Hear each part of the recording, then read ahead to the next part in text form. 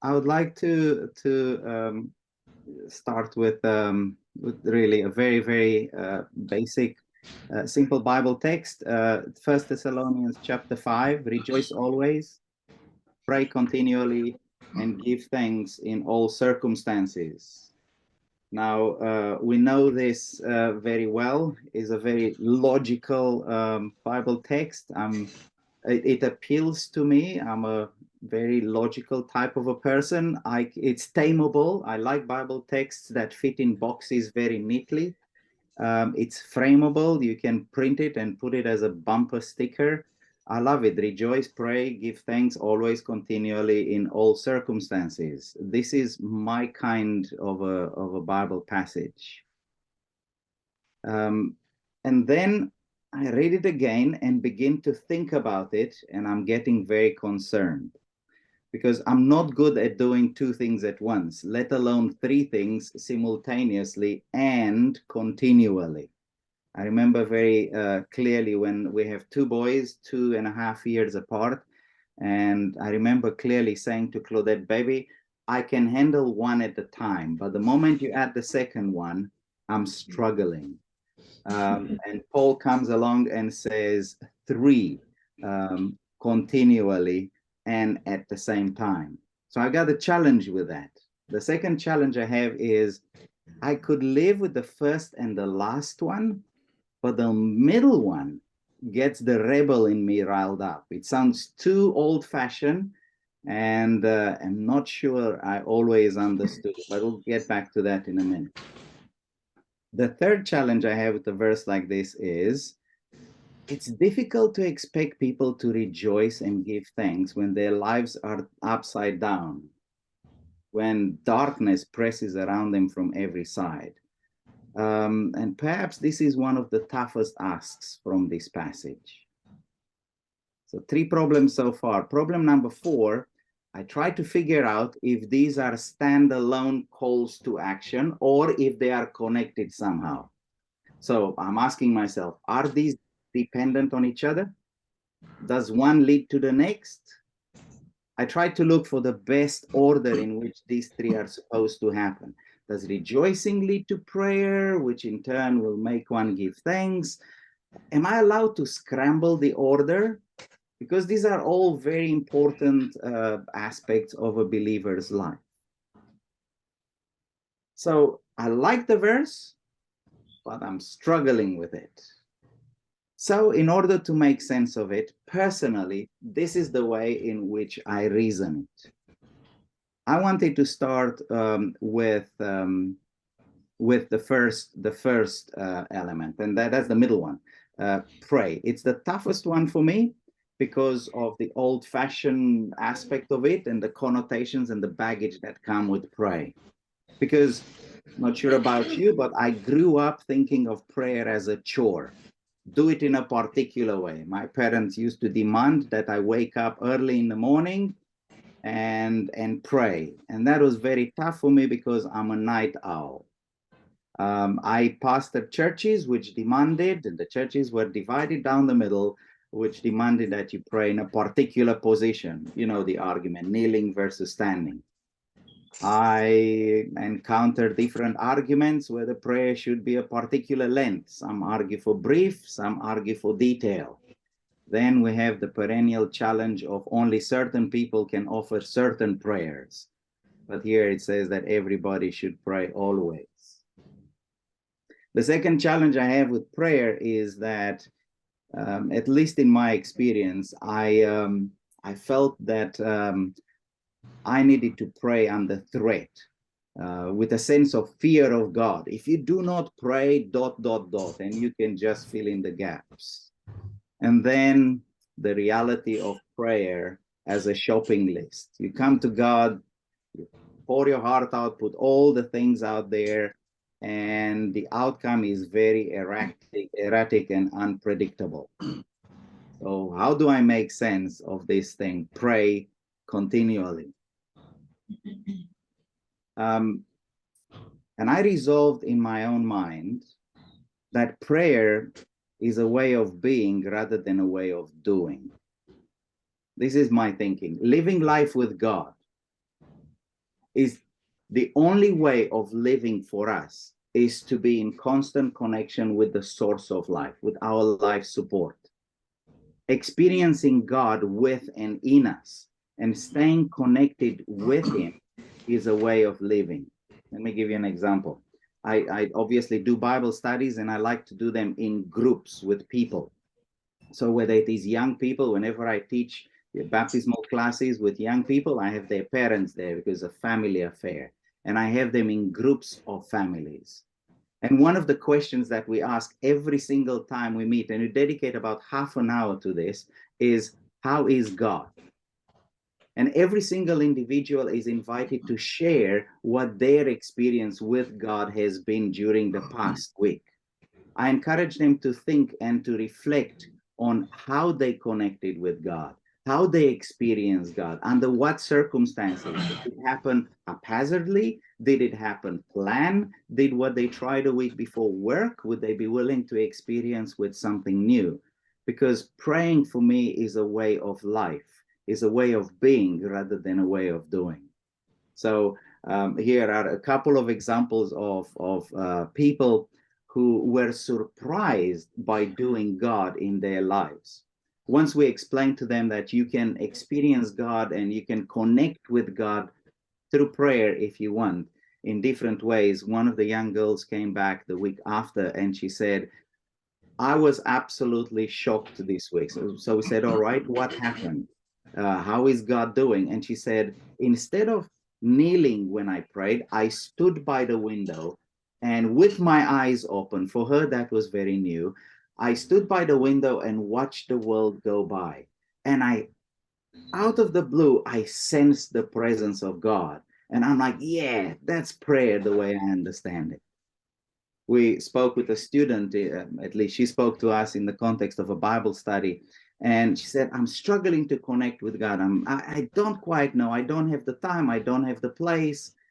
So I asked her, tell me what's your ritual when you travel to London where she studies. And she told me she catches the train and that. And I said, on the way from the train to university, do you by any chance go through any green area? I said, yes, I go through a park. So I said, is there a bench there? And said, yes, there is a bench.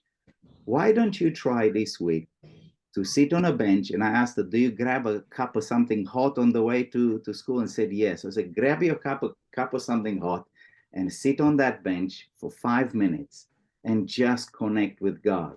That is the bench and is a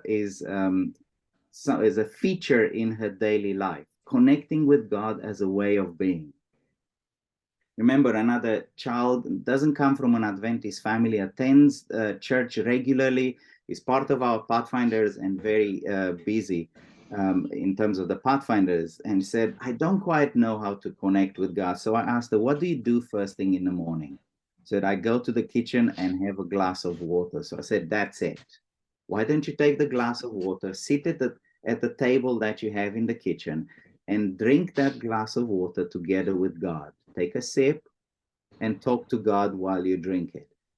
Needless to say, came back and that became a feature of a daily life because prayer is a way of being rather than a way of doing.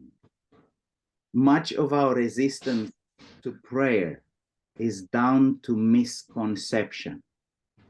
Prayer is a choice we make to reconnect, if you want, with God.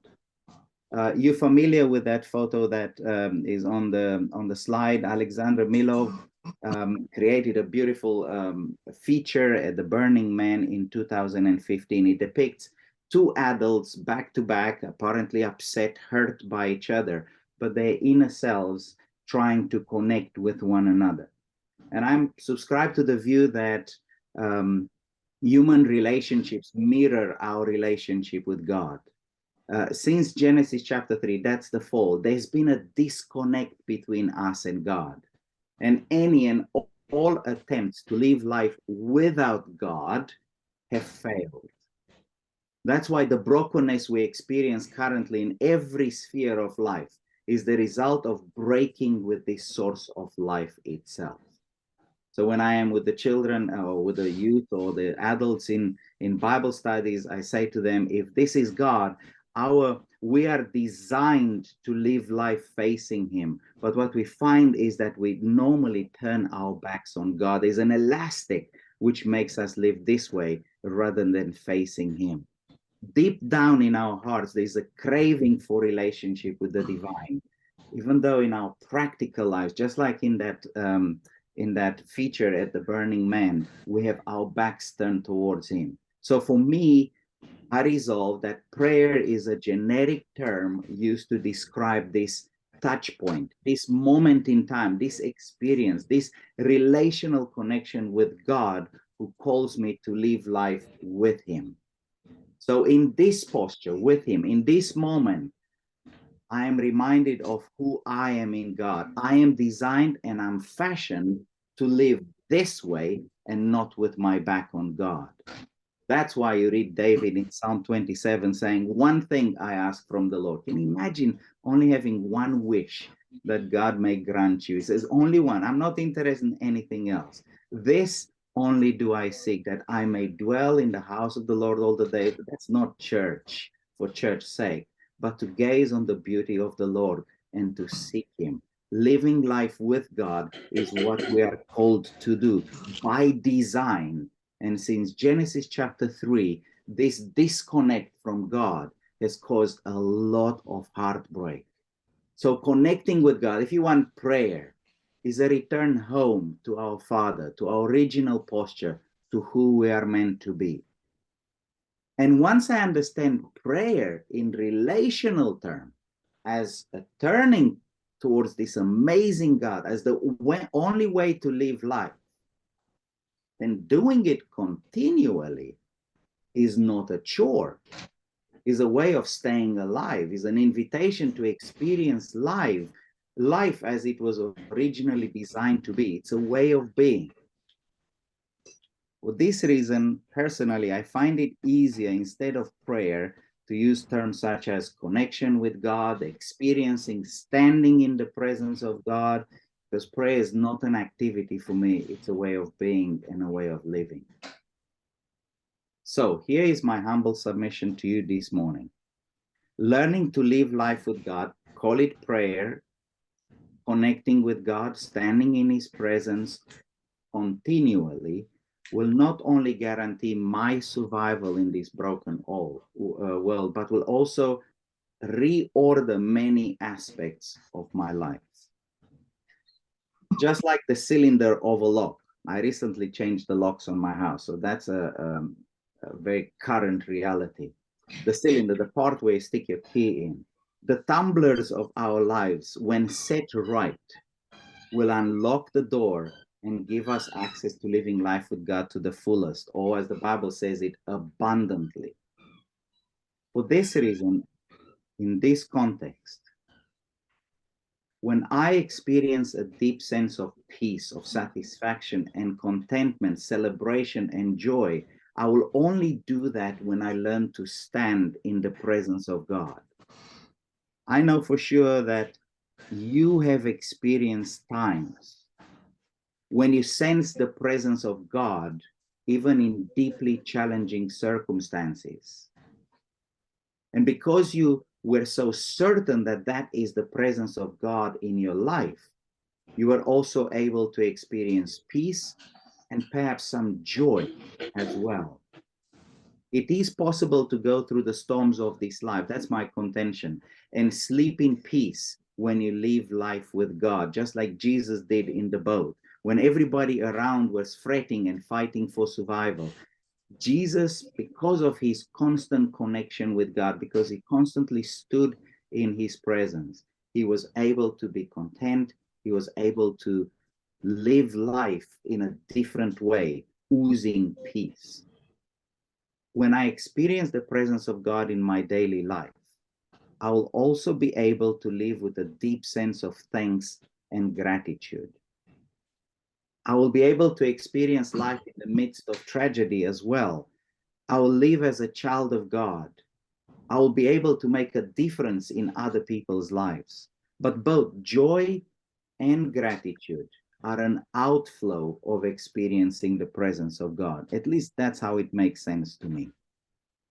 So When we learn to stand in the presence of God, if you want to pray continually, we will experience the others as well. Because standing in God's presence changes my perspective. We may have the strength to express our joy and gratitude to those around us because we are filled by God in whose presence we stand. The Bible text we started with, I'm going to go back to it, ends with this sentence. This is God's will for you, to live life with Him, with joy and gratitude. So here's my challenge. As the day unfolds, we're all busy in one way or another. Connect with God. Find ways to stand in His presence. So why don't we try to stand by the window? Direct our minds and hearts towards God as we watch the world go by. Or why don't we go out, find a bench, grab a hot drink on the way, eat your lunch, listen to music, but talk to God? Or why not sit at our desks, close the door, and have a glass of water? And with every sip, share a thought with God. Sense Him sharing a thought with you. But whatever we do, stand in the presence of God, because this is God's will for us.